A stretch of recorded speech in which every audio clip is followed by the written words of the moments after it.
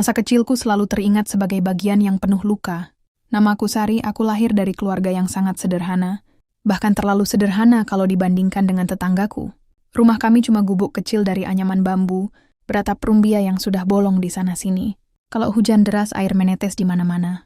Lantainya tanah, jadi saat hujan deras turun, air langsung menggenang, bercampur dengan lumpur. Tidur malam jadi tidak pernah tenang.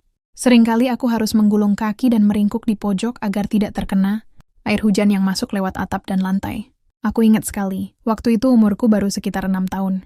Seharusnya anak kecil di umur segitu bisa main dengan bebas, tertawa, lari-larian bersama teman sebaya. Tapi hidupku nggak sesederhana itu. Setiap pagi aku harus membantu ibu menimba air di sumur tua di belakang rumah. Kadang ikut ayah ke kebun untuk ngarit rumput atau bantu bawa kayu bakar. Rasanya berat, tapi aku sudah terbiasa. Sejak kecil aku diajarkan bahwa hidup memang keras. Dan kalau aku ingin bertahan, aku harus belajar menerima keadaan. Pakaian yang kupakai pun jauh dari layak. Baju sekolahku sudah usang, warnanya pudar, kancingnya tidak lengkap. Ya, kadang aku terpaksa mengenakan baju yang sebenarnya kebesaran, warisan dari sepupuku yang lebih dulu sekolah. Sepatuku, jangan ditanya, seringkali sobek, solnya menganga, dan aku menahannya dengan tali rafia. Tapi meski begitu, aku tetap maksa buat sekolah, karena aku selalu percaya sekolah itu penting. Ibu juga selalu bilang, "Nak, kita boleh miskin harta, tapi jangan miskin ilmu." Masalahnya, di sekolah aku nggak pernah benar-benar merasa nyaman. Banyak teman-teman yang sering mengejek aku karena penampilanku. Mereka memanggilku dengan sebutan yang menyakitkan hati, seperti anak miskin, bau tanah. Bahkan ada yang bilang aku nggak pantas sekolah. Aku masih ingat satu kejadian yang bikin aku nangis semalaman. Waktu itu aku datang ke sekolah dengan baju seragam yang sudah mulai robek di bagian lengan. Aku berusaha menutupinya dengan tas plastik hitam yang kugunakan sebagai tas sekolah. Tapi rupanya mereka tetap menyadari. Seseorang menunjuk dan berteriak, "Lihat bajunya robek." Kasihan banget. Seketika teman-teman lain tertawa terbahak-bahak, menatapku dengan pandangan merendahkan. Aku pura-pura cuek, pura-pura nggak dengar. Tapi dalam hati aku benar-benar remuk. Rasanya aku ingin lari pulang, bersembunyi, dan nggak pernah kembali ke sekolah. Sepanjang hari itu aku hanya diam, menunduk, dan berusaha menahan air mata. Begitu bel pulang berbunyi, aku langsung lari keluar. Nggak peduli orang-orang memanggilku. Aku pulang dengan langkah cepat, dan begitu sampai di rumah, aku langsung memeluk ibu sambil menangis. Ibu hanya mengelus punggungku dengan sabar. Dia tahu aku terluka. Dengan suara lembut dia berkata, "Sabar ya, Nak. Jangan pernah ambil hati kalau orang menghina. Ingat, orang yang meremehkanmu itu belum tentu lebih baik. Suatu saat nanti kamu bisa buktikan kalau hinaan mereka salah." Kata-kata itu selalu membekas dalam ingatanku. Ibu adalah orang pertama yang selalu menenangkanku. Orang yang tak pernah bosan meyakinkanku kalau aku bisa berubah. Ayahku juga sebenarnya orang baik, meski keras. Dia bekerja serabutan, kadang jadi buruh tani, kadang ikut membantu membangun rumah orang. Hasil yang didapat tentu tidak banyak, kadang bahkan tidak cukup untuk beli beras. Ada masa-masa di mana kami hanya makan dengan singkong, rebus atau nasi putih dengan garam. Aku pernah beberapa kali ke sekolah hanya dengan perut kosong, menahan lapar sampai jam pulang tiba. Itulah salah satu alasan kenapa aku sering lemas di kelas, dan akhirnya dianggap malas oleh guru. Padahal bukan malas, hanya memang kondisi tubuhku lemah karena kurang makan. Semua itu membuat masa kecilku terasa berat. Aku iri melihat teman-temanku yang bisa jajan di kantin, membeli buku baru, atau membawa bekal enak dari rumah. Aku hanya bisa menatap mereka dari jauh sambil menahan rasa lapar. Kadang aku pura-pura nggak lapar, pura-pura kenyang, hanya agar tidak ditawari dan jadi bahan ejekan. Aku tahu mereka tidak semuanya jahat, tapi rasa malu sudah terlalu besar. Namun di balik semua itu ada satu hal yang membuatku bertahan. Mimpiku. Sejak kecil aku punya mimpi sederhana, yaitu bisa sekolah setinggi mungkin. Aku percaya hanya dengan pendidikan aku bisa mengubah hidupku dan mengangkat derajat keluargaku. Setiap kali aku ingin menyerah, aku selalu ingat wajah ibu yang penuh harap. Dia ingin aku bisa hidup lebih baik darinya, dan aku tahu aku tidak boleh mengecewakannya. Aku masih teringat jelas saat hujan deras di suatu malam. Atap rumah kami bocor di beberapa tempat. Air menetes tanpa henti. Aku, Maya, dan Daniel duduk berdekatan, menghangatkan diri dengan selimut tipis yang sudah bolong. Angin dingin masuk dari celah dinding bambu, membuat tubuhku menggigil. Saat itu aku melihat ibu menatap kosong ke arah luar, mungkin sedang memikirkan besok kami akan makan apa. Aku menatap wajahnya, terlihat keriput di usia yang sebenarnya belum terlalu tua. Aku sadar, ibu terlalu banyak menanggung beban hidup. Di saat itulah aku berjanji pada diriku sendiri, aku tidak boleh terus berada di keadaan ini. Aku harus keluar dari lingkaran kemiskinan ini. Meski masih anak-anak, aku punya tekad kuat. Aku akan belajar lebih rajin, aku akan terus sekolah, aku akan buktikan bahwa aku bisa sukses meski dihina, diremehkan dan hidup serba kekurangan. Kenangan itu tidak pernah hilang dari kepalaku. Setiap kali aku teringat masa kecilku yang penuh dengan ejekan, rasa lapar, dan kesedihan, aku justru semakin bersemangat untuk maju. Aku tidak ingin masa depan anak-anakku nanti sama sepertiku. Aku ingin mereka hidup lebih baik, bisa sekolah tanpa harus malu, bisa makan enak tanpa harus menahan lapar. Masa kecilku memang penuh luka, tapi dari luka itu aku belajar banyak hal. Aku belajar arti sabar, arti syukur, dan arti perjuangan. Meski sering menangis diam-diam, aku selalu berusaha kuat di depan orang lain. Aku tidak ingin orang melihat aku lemah. Aku ingin suatu hari nanti, orang-orang yang pernah meremehkan aku bisa melihat bahwa aku mampu bangkit. Kadang aku merasa Tuhan sengaja memberiku jalan yang terjal, agar aku bisa lebih menghargai hidup. Dan aku percaya, meski jalannya panjang dan penuh air mata, ujungnya pasti ada cahaya. Masa kecilku hanyalah awal dari perjalanan panjang yang penuh perjuangan, dan aku yakin suatu saat nanti, semua air mata ini akan terbayar dengan senyum. Masuk SMP aku kira keadaan akan sedikit lebih baik, tapi kenyataannya, semakin bertambah umur, semakin besar juga beban yang aku tanggung. Waktu SD, ejekan mungkin hanya sekadar kata-kata iseng. Tapi di SMP, hinaan yang aku terima terasa jauh lebih menyakitkan. Anak-anak mulai sadar dengan perbedaan. Mereka bisa melihat mana yang hidupnya enak dan mana yang tidak. Sayangnya, aku selalu jadi contoh anak yang dianggap tidak pantas. Seragamku makin terlihat lusuh. Warna putihnya sudah berubah agak kekuningan meski ibu selalu berusaha mencucinya sampai bersih. Rokku mulai pendek karena tubuhku bertambah tinggi, tapi kami tidak punya uang untuk beli yang baru. Sepatuku bolong di bagian jari, sehingga setiap kali hujan, kakiku basah kuyup. Tas sekolah? Masih sama, hanya plastik hitam yang aku genggam tiap hari. Semua itu jadi bahan tawa teman-temanku. Jangan deket-deket sama Sari, nanti ketularan miskin. Teriak salah satu teman laki-laki. Yang lain tertawa terbahak-bahak. Aku menunduk, pura-pura mencari sesuatu di lantai, agar mereka tidak melihat mataku yang berkaca-kaca. Tapi dalam hati aku benar-benar hancur. Rasanya aku ingin menghilang saat itu juga. Pernah suatu hari, aku duduk di bangku kelas, membuka bekalku yang hanya berupa nasi putih, dengan taburan garam dan sedikit sambal. Aku berusaha makan pelan-pelan, tapi ternyata ada yang melihat. Lihat tuh, bekalnya cuma nasi sama garam. Pantas aja dia kurus. Semua orang yang mendengar langsung tertawa. Aku cepat-cepat menutup bekal dan menelan ludah. Aku pura-pura kenyang, padahal perutku masih kosong. Hari itu aku pulang dengan langkah gontai. Begitu sampai rumah, aku masuk kamar kecilku yang hanya dipisahkan dengan kain tipis dari ruang utama. Aku menangis diam-diam, memeluk lutut, dan menutup mulut agar suara tangisku tidak terdengar. Sakit sekali rasanya dihina seperti itu. Aku merasa seperti manusia paling rendah, seakan keberadaanku hanya untuk jadi bahan tertawaan. Namun ibu selalu tahu, meski aku tidak cerita, matanya bisa membaca isi hatiku. Malam itu, ketika aku sudah rebahan di tikar tipis, ibu mendekat mengelus rambutku, lalu berkata, "Nak, kamu jangan sedih ya.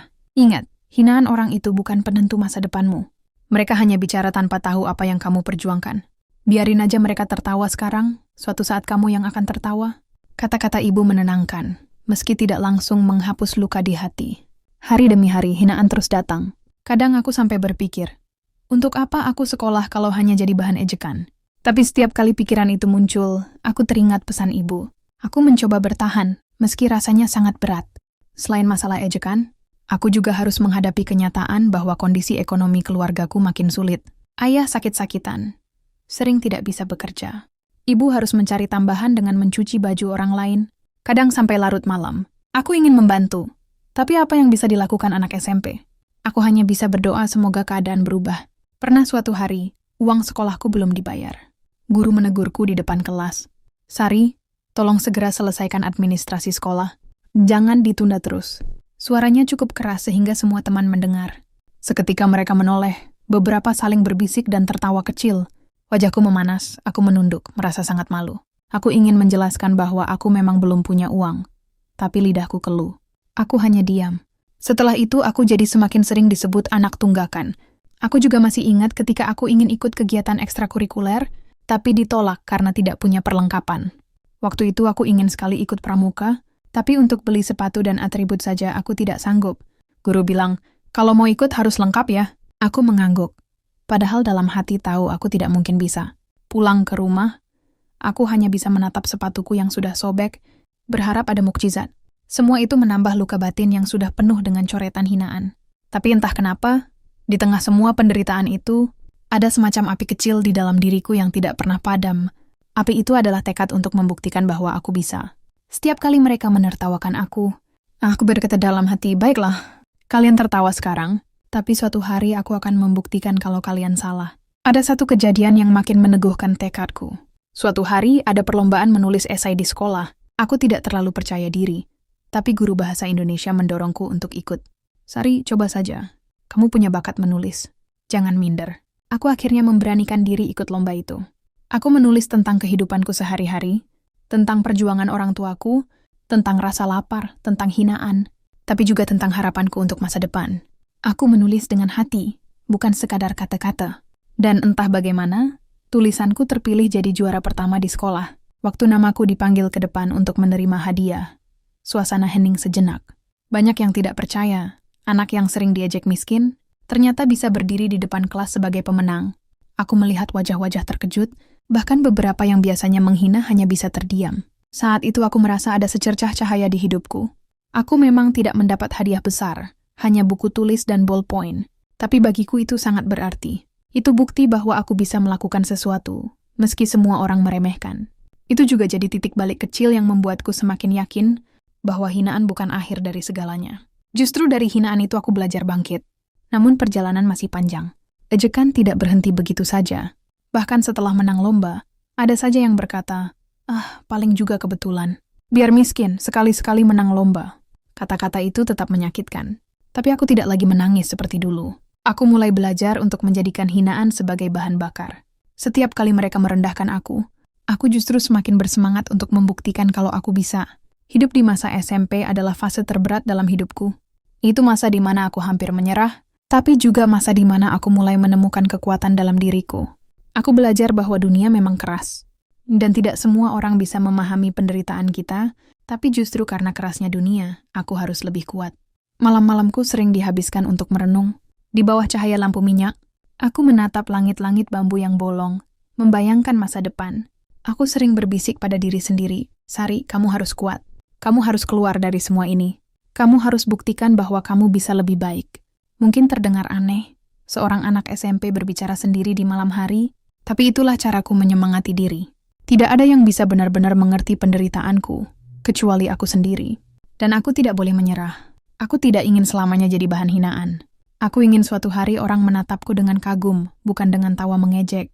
Babak SMP adalah saat di mana luka itu benar-benar membekas. Hinaan yang kudapat bukan sekadar kata-kata kosong, tapi luka yang menoreh dalam. Tapi dari semua itu, lahir tekad yang lebih kuat. Aku mulai percaya, mungkin Tuhan sedang menyiapkan sesuatu untukku. Mungkin semua ini adalah jalan agar aku lebih menghargai arti perjuangan. Dan tanpa ku sadari, semua hinaan itu mulai menumbuhkan sesuatu dalam diriku, keberanian. Waktu memasuki SMA, aku pikir semua akan berubah. Aku sudah lebih dewasa, sudah belajar dari pahitnya masa SMP, dan aku berharap di sekolah baru aku bisa menemukan suasana yang berbeda. Tapi ternyata, kenyataan tidak jauh beda. Hidupku masih tetap sulit, dan hinaan masih terus menghantuiku. Bedanya, kali ini aku sudah sedikit lebih kuat. Luka-luka lama memang masih membekas, tapi dari situ aku belajar untuk tidak mudah runtuh. SMA-ku berada di pusat kecamatan, agak jauh dari rumah. Aku harus berangkat pagi-pagi sekali dengan berjalan kaki lebih dari 3 kilometer. Kadang kalau ada teman yang baik hati, aku menumpang sepeda, tapi lebih sering aku jalan kaki sendirian. Sepatuku sudah sangat usang, solnya hampir copot. Setiap kali berjalan, aku merasakan kaki sakit karena alasnya sudah tipis. Tapi aku tidak punya pilihan lain. Kalau aku menyerah, berarti aku membiarkan hinaan orang lain menjadi kenyataan. Aku tidak mau itu terjadi. Kondisi di rumah makin sulit. Ayahku sakit parah, tidak bisa lagi bekerja seperti dulu. Ibu berusaha sekuat tenaga mencukupi kebutuhan dengan menjadi buruh cuci, kadang juga membantu di kebun orang. Aku sering merasa bersalah melihat ibu bekerja keras, sementara aku hanya bisa sekolah. Tapi ibu selalu bilang, "Nak, jangan pikirin ibu. Kamu cukup sekolah yang rajin. Itu sudah cukup bikin ibu bahagia." Kata-kata itu menancap di hatiku. Aku tahu ibu rela mengorbankan dirinya agar aku bisa sekolah. Karena itu aku tidak boleh menyia-nyiakannya. Tapi kenyataan memang pahit. Uang untuk biaya sekolah sering tidak ada. Buku-buku pelajaran harus pinjam dari teman atau perpustakaan. Untuk bekal ke sekolah, aku hanya bawa singkong rebus atau kadang sama sekali tidak bawa apa-apa. Aku pernah pingsan di kelas karena perut kosong sejak pagi. Guru panik, teman-teman terkejut, tapi beberapa malah berbisik sambil tertawa. Pantesan aja, dia kan jarang makan. Saat itu aku ingin sekali marah, tapi aku terlalu lemah bahkan untuk sekadar membuka mulut. Di usia SMA, rasa malu semakin kuat. Aku mulai sadar betul bahwa hidupku berbeda jauh dari teman-temanku. Mereka datang ke sekolah dengan seragam rapi, sepatu baru, tas bagus, bahkan bisa jajan setiap istirahat. Sementara aku selalu berusaha menyembunyikan kondisi sebenarnya. Aku belajar pura-pura kuat, pura-pura biasa saja, padahal di dalam hati aku menangis setiap hari. Namun di balik semua kesedihan itu, ada satu hal yang membuatku tetap bisa bertahan. Aku punya tekad yang lebih besar. Aku mulai sadar bahwa aku tidak boleh hanya diam menerima nasib. Aku harus melakukan sesuatu. Karena itu, aku memutuskan untuk membantu ibu mencari uang. Setelah pulang sekolah, aku mulai berjualan gorengan keliling. Aku masih ingat hari pertama. Aku mendorong gerobak kecil yang dibuat seadanya oleh ayah. Gerobak itu reot. Bannya sudah miring, tapi aku tetap semangat. Sore itu aku keliling kampung berteriak, gorengan, panas, murah. Gorengan! Suaraku serak, tapi aku terus berusaha keras agar orang mau membeli. Awalnya aku malu. Aku takut teman-teman sekolah melihatku. Aku takut mereka semakin menghina. Tapi rasa takut itu, aku lawan dengan keyakinan bahwa aku sedang membantu orang tuaku. Ternyata benar ada saja teman yang melihat, itu kan Sari, jualan gorengan. Mereka tertawa sambil menunjuk-nunjuk. Wajahku panas, aku ingin berlari, tapi kakiku tetap melangkah. Aku pura-pura tidak dengar, terus mendorong gerobak, terus berteriak menawarkan dagangan. Meski sakit hati, aku belajar menelan semua rasa malu itu. Karena aku tahu, rasa malu tidak akan bisa memberi makan keluarga. Tapi kalau aku kuat, sedikit banyak aku bisa membantu. Hari demi hari, aku terbiasa dengan rutinitas itu. Pagi sekolah, siang membantu ibu, sore jualan gorengan. Malamnya aku belajar dengan lampu minyak. Badanku sering lelah, tanganku berbau minyak, kadang kulitku melepuh karena terkena cipratan panas. Tapi semua itu aku anggap sebagai bagian dari perjuangan. Aku selalu ingat wajah ibu setiap kali aku menyerah. Aku tidak boleh berhenti. Dari berjualan gorengan, aku belajar banyak hal. Aku belajar tentang arti kerja keras, arti menahan malu, arti sabar menghadapi orang-orang yang meremehkan. Aku juga belajar tentang arti menghargai uang. Setiap koin yang aku dapat terasa begitu berharga, karena aku tahu betapa sulit mendapatkannya. Aku masih ingat, pertama kali aku bisa memberi ibu uang hasil jualan. Wajahnya berbinar, matanya berkaca-kaca. Dia memelukku erat dan berkata, "Ibu bangga sama kamu, nak." Itu momen yang tidak akan pernah aku lupakan. Meski begitu, hidup tetap tidak mudah. Hinaan masih terus datang. Pernah ada teman sekolah yang membeli gorenganku hanya untuk mengejek. Dia bilang, "Sari, kalau gorenganmu gosong, jangan dijual mahal-mahal ya, nanti tambah miskin." Semua temannya tertawa. Aku hanya tersenyum kecut menahan air mata. Begitu mereka pergi, aku duduk sebentar di pinggir jalan, menghela napas panjang, lalu kembali berdiri. Aku harus kuat. Namun, di balik semua rasa sakit itu, ada juga hal yang membuatku semakin yakin. Ada beberapa orang yang tulus membeli daganganku, bahkan sengaja membeli lebih banyak untuk membantu. Mereka bilang, "Sari, tetap semangat ya. Kamu anak yang rajin." Kata-kata sederhana itu membuatku merasa masih ada orang yang peduli. Itu cukup untuk membuatku bertahan. Hari-hari berat itu perlahan membentuk diriku menjadi lebih tegar. Aku tidak lagi menangis setiap kali dihina. Aku mulai belajar menganggap hinaan sebagai cambuk. Semakin banyak yang meremehkan aku, semakin besar semangatku untuk membuktikan bahwa mereka salah. Aku percaya bahwa suatu saat nanti, aku akan bisa bangkit. Aku sering merenung setiap malam. Aku menatap api kecil dari lampu minyak, mendengarkan suara jangkrik di luar rumah, dan berkata dalam hati, "Sari, jangan menyerah. Kamu harus keluar dari semua ini. Kamu harus jadi orang yang berhasil. Kamu harus buktikan ke semua orang bahwa anak miskin pun bisa punya masa depan." Kata-kata itu jadi doa sekaligus motivasi untukku. Hidup di masa SMA adalah titik balik besar dalam hidupku. Disinilah aku benar-benar belajar arti perjuangan. Aku mungkin masih sering dihina, masih sering diremehkan, tapi aku mulai menemukan kekuatan dalam diriku sendiri. Kekuatan untuk tidak menyerah, kekuatan untuk terus melangkah meski jalannya penuh luka. Aku tahu jalan di depan masih panjang, tapi satu hal yang aku yakini, aku tidak boleh berhenti. Karena kalau aku berhenti, berarti semua hinaan yang pernah aku terima akan jadi kenyataan. Dan aku tidak mau itu terjadi. Aku ingin membalikkan semua ejekan itu menjadi bukti keberhasilan. Dan meski butuh waktu, aku yakin suatu saat aku akan sampai ke sana. Malam-malam penuh air mata, siang-siang penuh ejekan, sore-sore penuh peluh dari jualan gorengan, semua itu hanyalah bagian dari perjalanan. Perjalanan yang kelak akan mengantarkanku pada sesuatu yang lebih indah. Dan aku percaya Tuhan tidak akan membiarkan aku berjuang sendirian. Memasuki tahun terakhir di SMA, aku mulai benar-benar merasakan beratnya beban hidup. Aku semakin dewasa, semakin paham bahwa kemiskinan bukan hanya tentang tidak punya uang, tapi juga tentang bagaimana orang memandangmu, bagaimana kamu diperlakukan berbeda hanya karena kamu tidak sama dengan mereka. Setiap hari aku berjuang bukan cuma untuk bertahan hidup, tapi juga untuk menahan semua rasa sakit hati. Di kelas 3, aku jadi semakin sadar bahwa sebentar lagi aku harus menentukan arah hidupku. Semua teman sibuk membicarakan rencana masa depan. Ada yang mau kuliah di universitas ternama, ada yang ingin masuk sekolah kedinasan, ada pula yang ingin langsung kerja di kota. Sedangkan aku bahkan tidak yakin bisa lulus tanpa harus menunggak biaya, SPP. Pikiran itu membuat dadaku sesak. Tapi aku tidak mau menyerah begitu saja. Aku belajar lebih giat, berusaha agar nilai-nilaiku tetap bagus. Aku percaya kalau aku punya prestasi, mungkin akan ada jalan untuk melanjutkan pendidikan. Aku sering menghabiskan waktu di perpustakaan, membaca buku yang bahkan tidak diwajibkan guru. Aku haus ilmu, karena aku sadar, hanya dengan pengetahuan aku bisa keluar dari jerat kemiskinan. Namun tentu saja perjalanan itu tidak mudah. Aku masih tetap harus membantu ibu berjualan gorengan setiap sore. Badanku sering kelelahan. Pikiranku terbagi antara sekolah dan dagangan. Kadang aku iri melihat teman-teman yang bisa les privat, bisa fokus belajar tanpa harus mikirin perut kosong atau uang sekolah. Tapi setiap kali rasa iri itu muncul, aku cepat-cepat menegur diriku sendiri. Aku bilang, Sari, jangan bandingin hidupmu dengan orang lain. Mereka punya jalannya sendiri, kamu juga punya jalanmu. Di sekolah, aku tetap jadi bahan ejekan. Bahkan semakin dekat ujian akhir, semakin sering aku mendengar orang berkata, percuma aja Sari rajin belajar. Toh nanti ujung-ujungnya paling juga nikah muda atau kerja serabutan. Kata-kata itu tajam, menusuk hatiku. Tapi aku belajar mengubah luka itu jadi bahan bakar semangat. Aku membatin.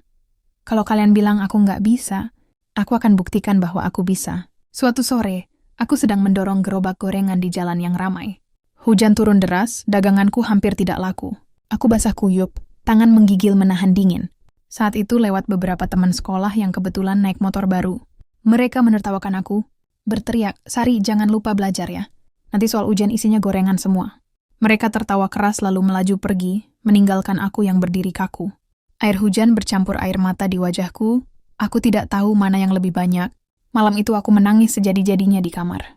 Tapi di sela tangisan, aku janji pada diriku sendiri. Aku akan bangkit. Aku tidak akan selamanya begini.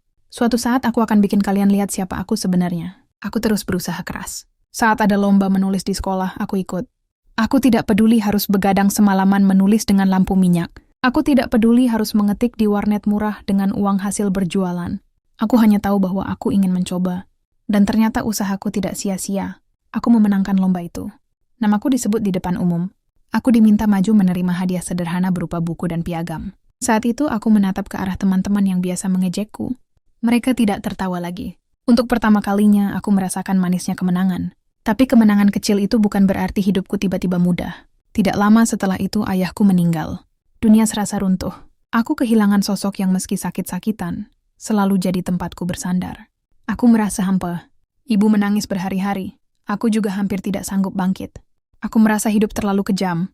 Selalu mengambil kebahagiaan yang baru sebentar aku rasakan. Namun aku tahu aku tidak boleh lama-lama terpuruk. Aku masih punya ibu yang harus aku jaga. Aku masih punya cita-cita yang harus aku kejar. Aku mencoba menguatkan diri meski rasanya hampir mustahil. Aku belajar tersenyum meski hati hancur. Aku kembali berjualan gorengan. Meski setiap kali mendorong gerobak, aku merasa ada lubang besar di dalam diriku. Ujian akhir semakin dekat. Aku belajar sekuat tenaga. Kadang aku tertidur di atas buku. Kadang aku harus menahan kantuk sambil membantu ibu. Aku tahu perjuanganku tidak mudah, tapi aku tidak punya pilihan lain. Aku tidak mau gagal. Aku ingin lulus, aku ingin melangkah ke jenjang berikutnya.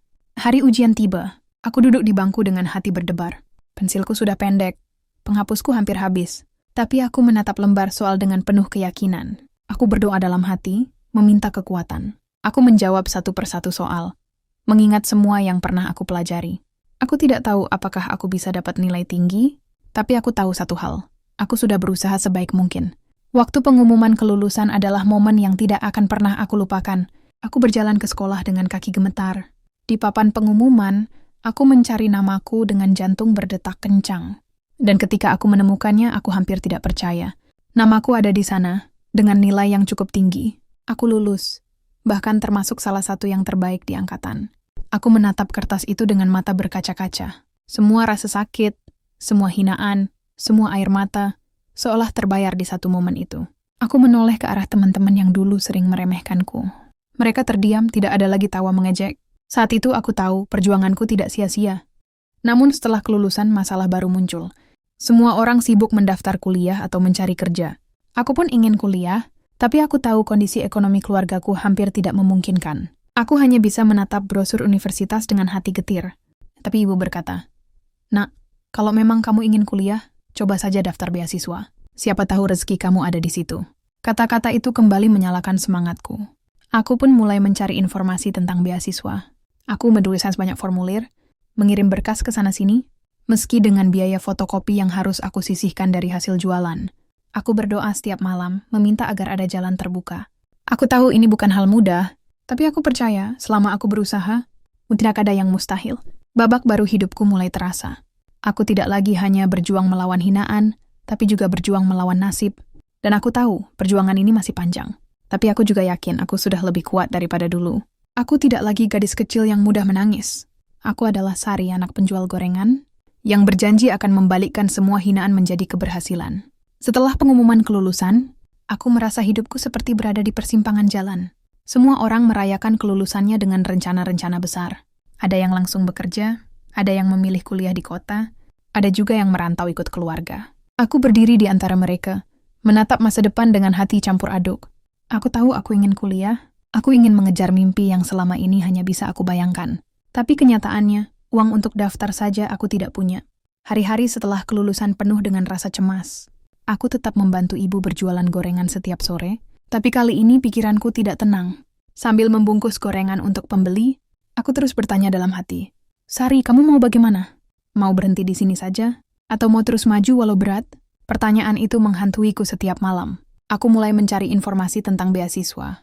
Dari koran bekas yang dipakai ibu membungkus gorengan, dari papan pengumuman sekolah, dari guru yang kadang memberi kabar. Setiap ada kesempatan, aku catat baik-baik, tapi setiap membaca syaratnya, aku selalu merasa minder. IPK tinggi, sertifikat prestasi, tes wawancara, dokumen lengkap. Aku merasa begitu kecil, seperti semut yang berusaha melawan gunung besar. Suatu hari aku memberanikan diri menemui guru BK di sekolah.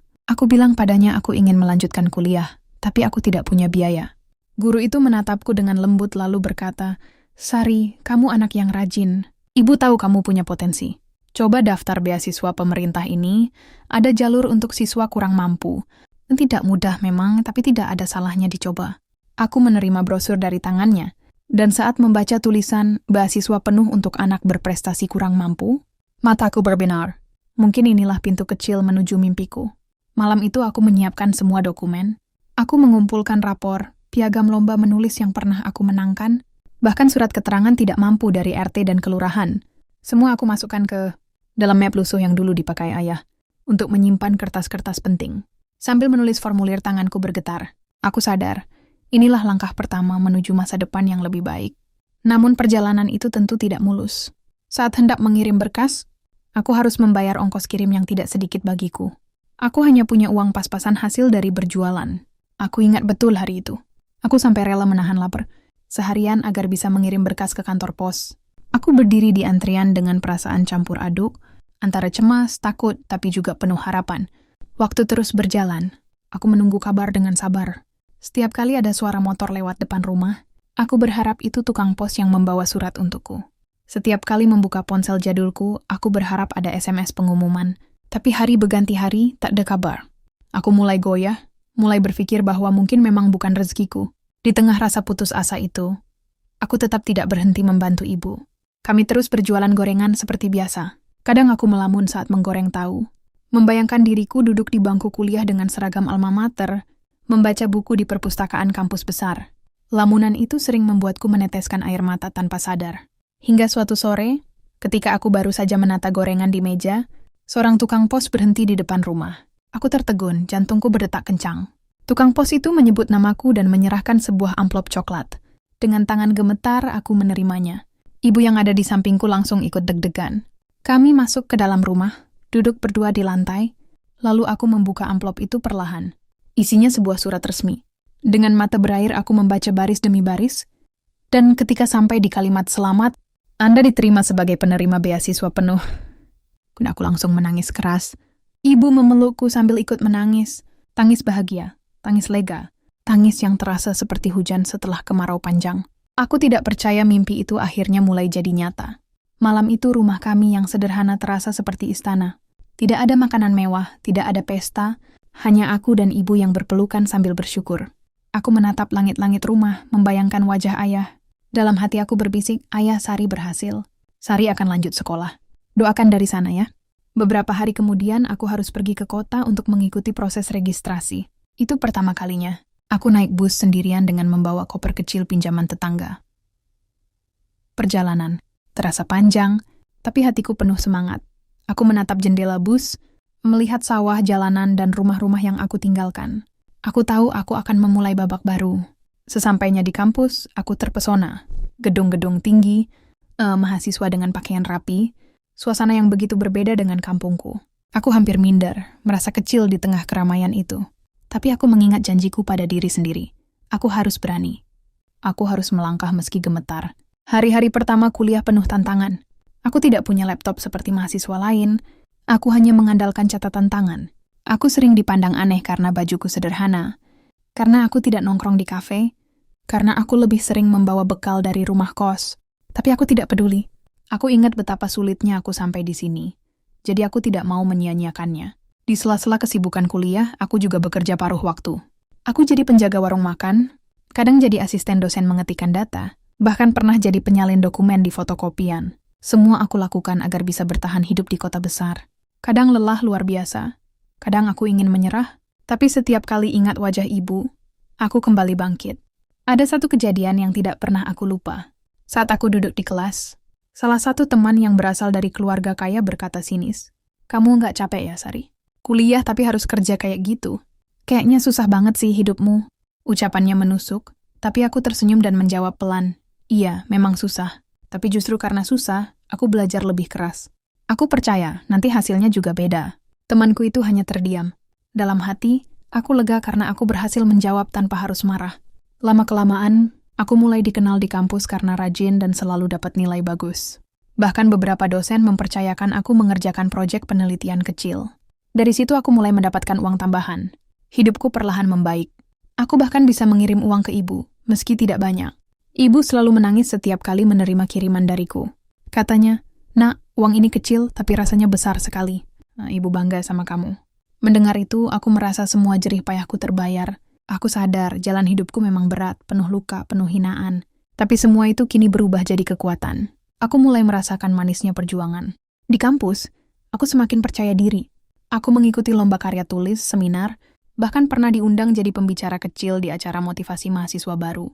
Setiap kali aku berdiri di depan banyak orang, aku selalu teringat masa-masa aku berjualan gorengan, masa-masa aku diejek, masa-masa aku hampir menyerah. Aku selalu ceritakan kisahku. Bukan untuk mengeluh, tapi untuk menunjukkan bahwa tidak ada hal yang mustahil selama kita berusaha. Dan yang paling indah adalah ketika beberapa teman yang dulu mengejekku di SMA, tiba-tiba menghubungiku lewat media sosial. Mereka bilang, "Sari, kami nggak nyangka kamu bisa sampai sejauh ini. Maaf kalau dulu kami suka meremehkanmu." Aku membaca pesan itu dengan senyum kecil. Aku tidak dendam. Aku hanya menjawab, "Tidak apa-apa. Terima kasih sudah mengingatkan aku dulu." Justru karena itu aku jadi kuat.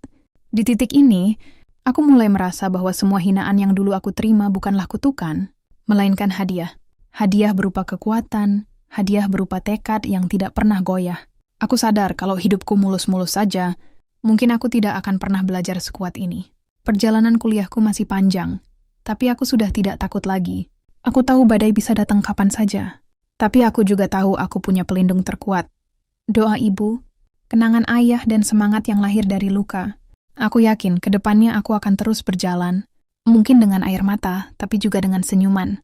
Karena aku sudah membuktikan satu hal, hinaan tidak bisa menghentikan orang yang punya mimpi. Setelah beberapa semester kuliah, aku mulai terbiasa dengan kehidupan di kota. Aku sudah tidak lagi terlalu kaget dengan gedung-gedung tinggi, jalanan yang ramai, atau gaya hidup mahasiswa yang serba modern. Tapi meski sudah beradaptasi, hatiku tetap saja sering diliputi rasa rindu pada kampung halaman, pada ibu, pada warung gorengan kecil yang dulu jadi tempatku bertahan hidup. Suatu sore, ketika aku duduk di kos dengan catatan kuliah berserakan di lantai, aku mendapat telepon dari ibu. Suaranya terdengar lelah, agak serak tapi tetap lembut. "Nak, kamu sehat? Jangan lupa makan. Jangan terlalu sering begadang ya." Aku menjawab dengan semangat, mencoba menyembunyikan rasa capekku. "Iya, Bu. Aku sehat. Aku belajar rajin kok. Jangan khawatir." Tapi entah kenapa, hari itu suara ibu terdengar berbeda. Ada jeda panjang di setiap kalimat, seakan-akan ada sesuatu yang ingin dia sampaikan tapi ditahan. Aku menanyakan kabar dagangan gorengan di kampung. Ibu menjawab biasa saja. Namun aku bisa merasakan bahwa ada sesuatu yang disembunyikan. Malam itu aku gelisah. Aku berbaring tapi tidak bisa tidur. Pikiranku melayang-layang. Aku takut kalau ibu sakit, tapi tidak mau bilang padaku karena tidak ingin aku khawatir. Aku tahu betul kebiasaan ibu.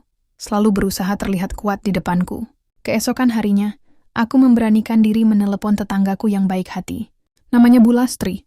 Aku bertanya bagaimana keadaan ibu sebenarnya. Dari suaranya yang ragu-ragu, akhirnya aku tahu bahwa dugaanku benar. Ibu sering sakit belakangan ini. Katanya mungkin karena terlalu capek berjualan sendirian. Aku langsung terdiam, hatiku seperti diremas. Setelah menutup telepon, aku menangis sejadi-jadinya di kamar.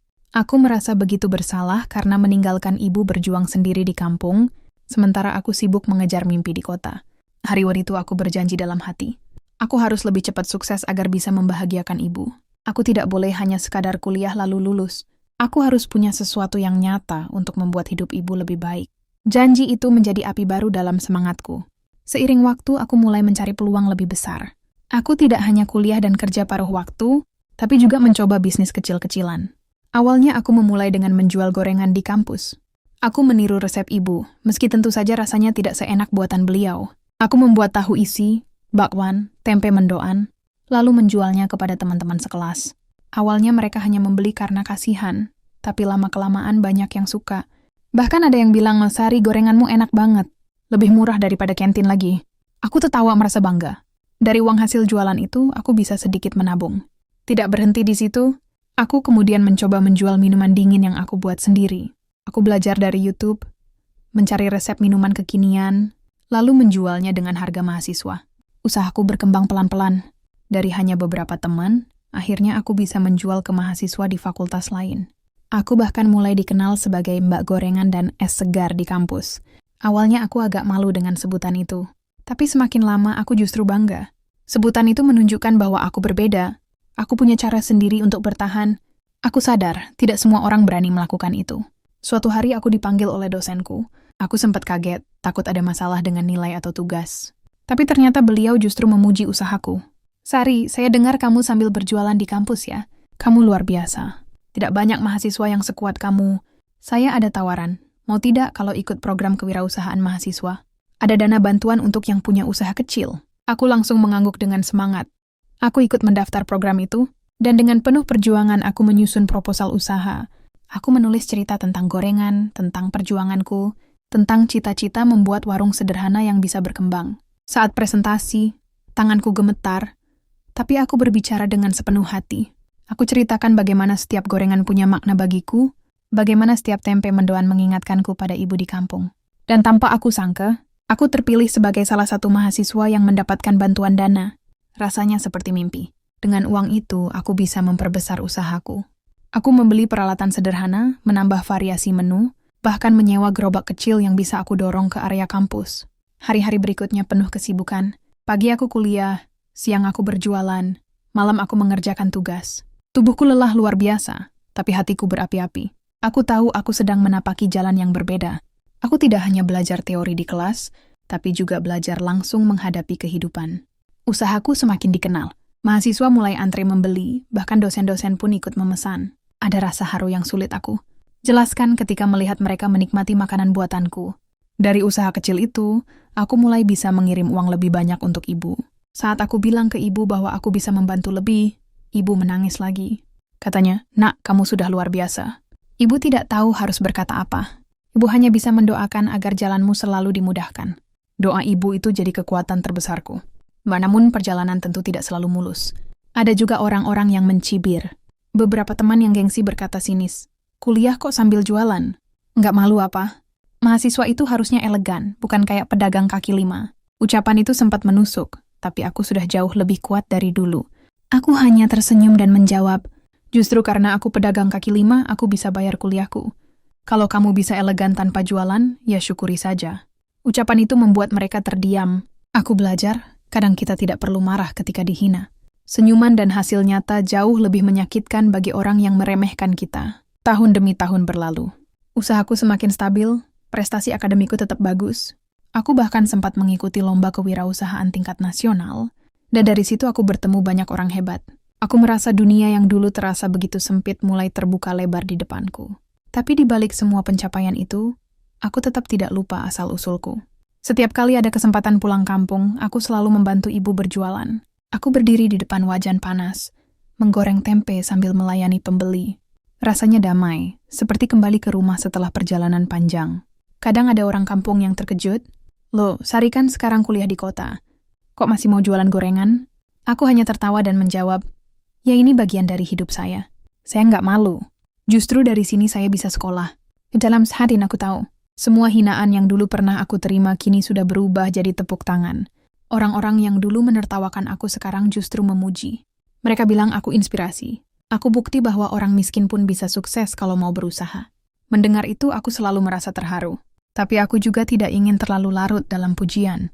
Aku tahu perjalanan masih panjang. Aku masih mahasiswa, aku masih punya tanggung jawab untuk lulus, untuk benar-benar membuktikan bahwa perjuangan ini tidak sia-sia. Suatu malam ketika aku sedang duduk di kos menatap tumpukan catatan, aku kembali teringat ayah. Aku membayangkan seandainya beliau masih hidup, mungkin beliau akan tersenyum bangga melihat aku sampai sejauh ini. Aku menutup mata, berdoa dalam hati. "Ayah, lihatlah anakmu. Engkau bargain the word peron. Doakan aku dari sana." Air mataku jatuh lagi. Tapi kali ini bukan air mata sedih, melainkan air mata penuh syukur. Aku tahu aku tidak sendiri. Aku punya ibu, aku punya doa, aku punya kekuatan yang lahir dari luka. Dan aku semakin yakin, apapun rintangannya, aku akan terus melangkah. Karena aku sudah membuktikan satu hal, tidak ada yang lebih kuat daripada tekad. Seorang anak yang ingin membahagiakan ibunya, hari kelulusan akhirnya tiba. Hari yang dulu terasa begitu jauh, yang sering aku bayangkan ketika menatap malam dengan perut lapar di kampung, kini benar-benar ada di depan mata. Aku mengenakan toga sederhana, wajahku dipenuhi senyum meski jantungku berdegup kencang. Kampus dipenuhi mahasiswa dengan keluarga mereka, semua berfoto, tertawa, dan saling mengucapkan selamat. Aku berdiri di antara mereka, menggenggam map berisi ijazah dengan tangan gemetar. Rasanya seperti mimpi yang terlalu indah untuk dipercaya. Di antara keramaian itu, aku mencari sosok yang paling ingin aku lihat. Ibu. Wanita yang menjadi alasan semua langkahku, yang selalu ada dalam setiap doa malamku. Aku melihatnya berdiri agak jauh, memakai kebaya sederhana warna coklat muda. Rambutnya disanggul seadanya, wajahnya tampak lebih tua dari terakhir kali aku pulang. Tapi di balik keriput dan tubuhnya yang mulai rapuh, aku melihat mata ibu bersinar dengan kebanggaan yang tidak bisa disembunyikan. Aku langsung berlari menghampirinya. Begitu sampai, aku memeluk ibu erat-erat, seakan-akan tidak ingin pernah melepaskannya. "Bu, akhirnya aku lulus," bisikku dengan suara bergetar. Ibu menepuk punggungku pelan, suaranya bergetar menahan tangis. "Nak, kamu sudah buat ibu sangat bangga. Semua jerih payahmu, semua air mata yang dulu kamu tahan, hari ini sudah terbayar." Pelukan itu menjadi momen yang tidak akan pernah aku lupakan seumur hidup. Semua hinaan, semua cemoohan, semua rasa sakit yang dulu pernah aku rasakan, seolah-olah luruh di pelukan ibu. Setelah acara kelulusan selesai, aku mengajak ibu makan di sebuah rumah makan kecil dekat kampus.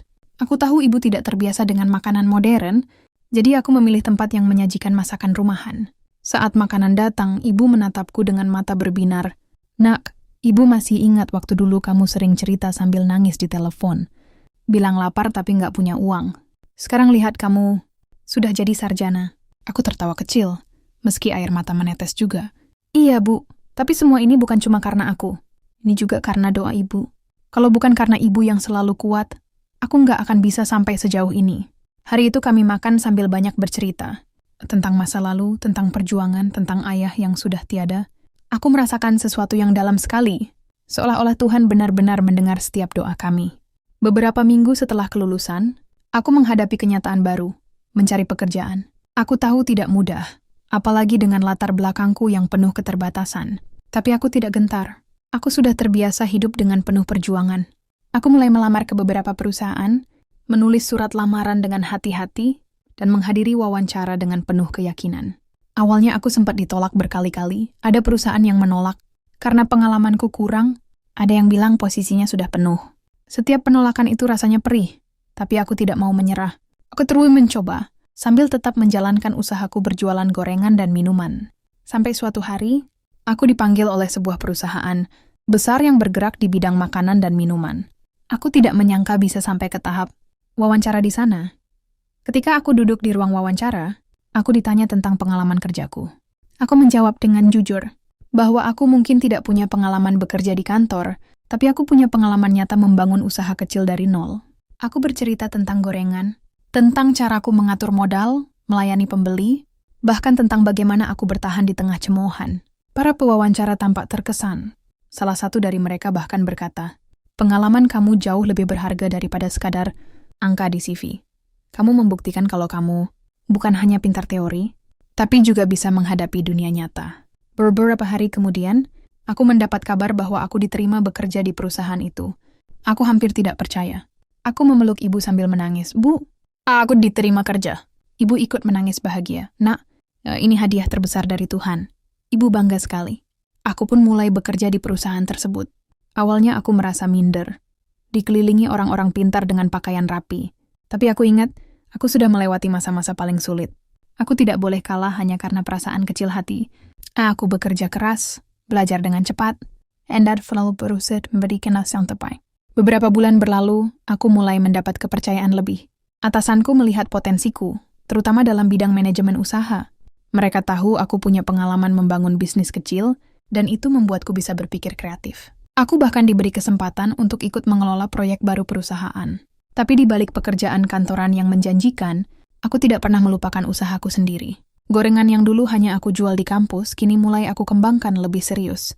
Aku menyewa kios kecil, mempekerjakan 2 orang tetangga dari kampung untuk membantuku.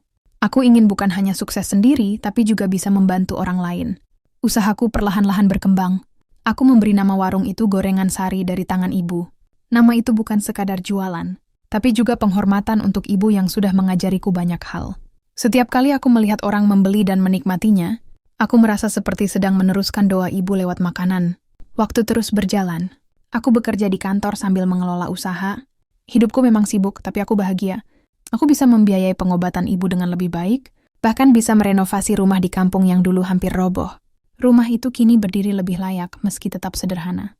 Aku sengaja tidak membangun rumah mewah, karena aku ingin rumah itu tetap jadi pengingat dari mana aku berasal. Suatu sore aku duduk di teras rumah bersama ibu. Angin sepoi-sepoi berhembus, aroma gorengan memenuhi udara. Ibu tersenyum sambil berkata, "Nak, dulu banyak orang yang meremehkan kita. Mereka kira kita nggak akan pernah bisa bangkit. Tapi lihat sekarang, kamu sudah buktikan semuanya." Aku menggenggam tangan ibu, menatap wajahnya yang penuh garis kehidupan.